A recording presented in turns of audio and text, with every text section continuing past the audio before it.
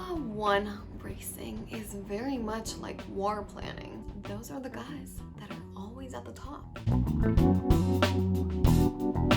Hi guys, and welcome back to my channel. Manena with you on another episode from the Netflix series Drive to Survive.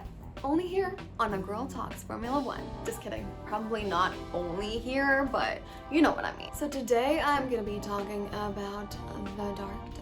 Formula One racing is very much like war planning, Toto Wolff says. All of the teams see Mercedes as the biggest competitor and rival.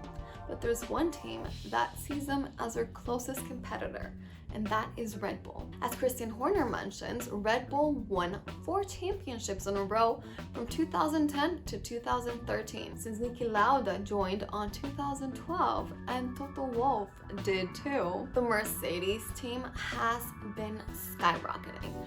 Ever since Red Bull's last championship, Mercedes has been winning nonstop. Like Gene Haas says, those are the guys that are always at the top.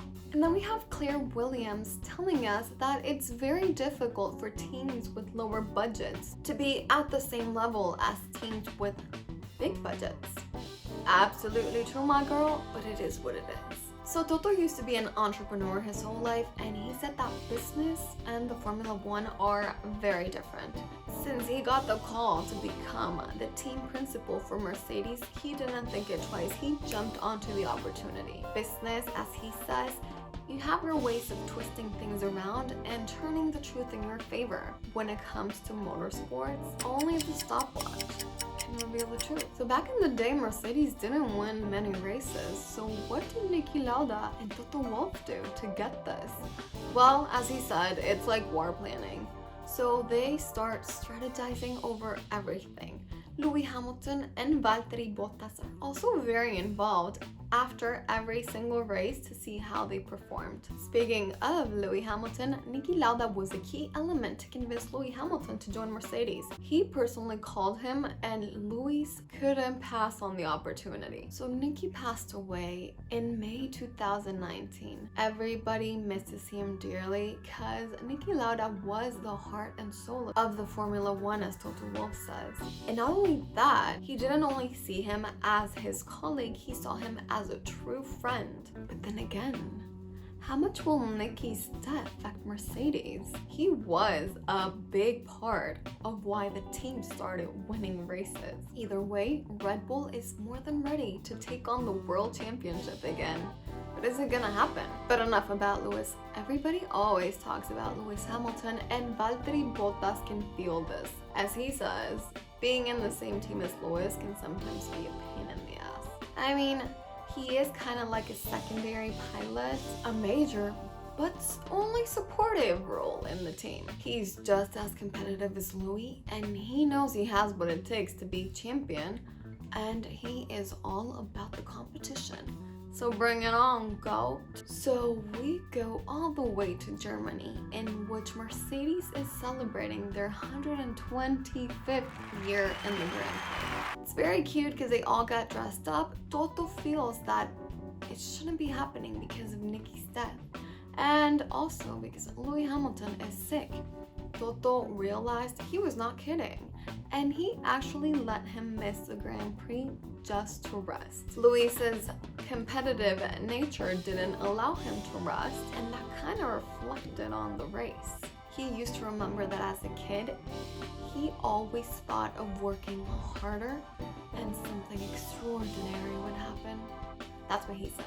Anyway, on qualifying day during Germany, he saw how Max Verstappen and Charles Leclerc were at the top of the fastest lap. Lewis Hamilton, all he did was speed it up until he effectively became the fastest lap. Then race day, rain. Unpredictable rain. Will Buxton, our new quote man, he's our quote man for this season, says that rain is a big equalizer in the Formula One. Because when it rains, it doesn't matter how fast you are. Here, it's all about ability. Max Verstappen won the race. Why am I telling you since right now? Because the drama is about to happen. ValtteriBottas speeded up. He was on second place. He was so close to being first. He could have actually won the the race. But after trying to speed up a little too much, his car spinned and he ended up crashing.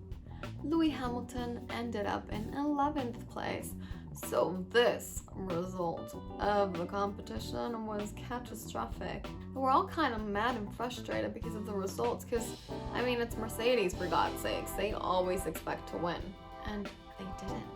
So Celebration Day turned into Doom Day.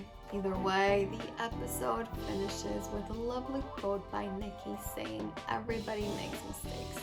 Even he did, and he was okay with it. Toto tells us that the most difficult races are the ones you learn from the most.